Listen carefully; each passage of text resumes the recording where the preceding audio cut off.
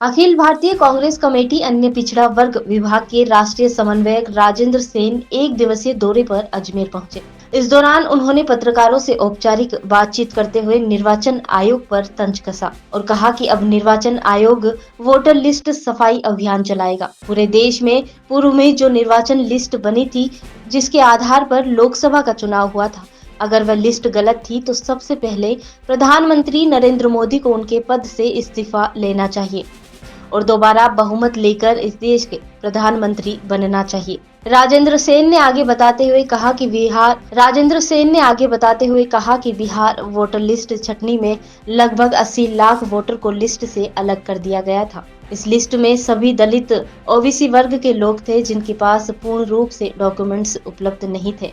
उन्होंने कहा कि जब आधार कार्ड को पूरे देश में माना जा रहा है तो फिर बिहार में क्यों नहीं।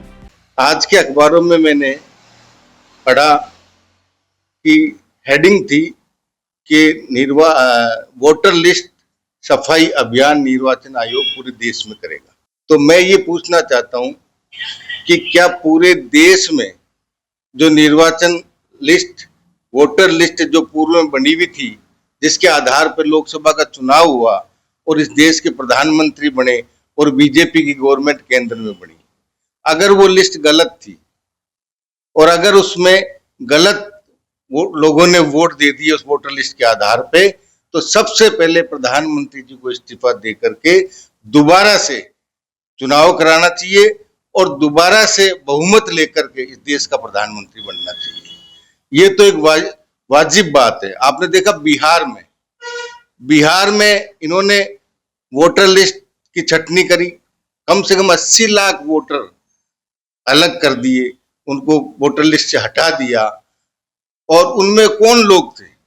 उसमें वो लोग हैं जो दलित लोग हैं, ओबीसी के लोग हैं, जिनके पास न तो 10वीं का सर्टिफिकेट मिलेगा, न आधार कार्ड मिलेगा। बहुत कम लोगों के पास सारे डॉक्यूमेंट्स मिलते हैं। जब आधार कार्ड को पूरे देश में माना जा रहा है तो बिहार में क्यों नहीं माना जा रहा था?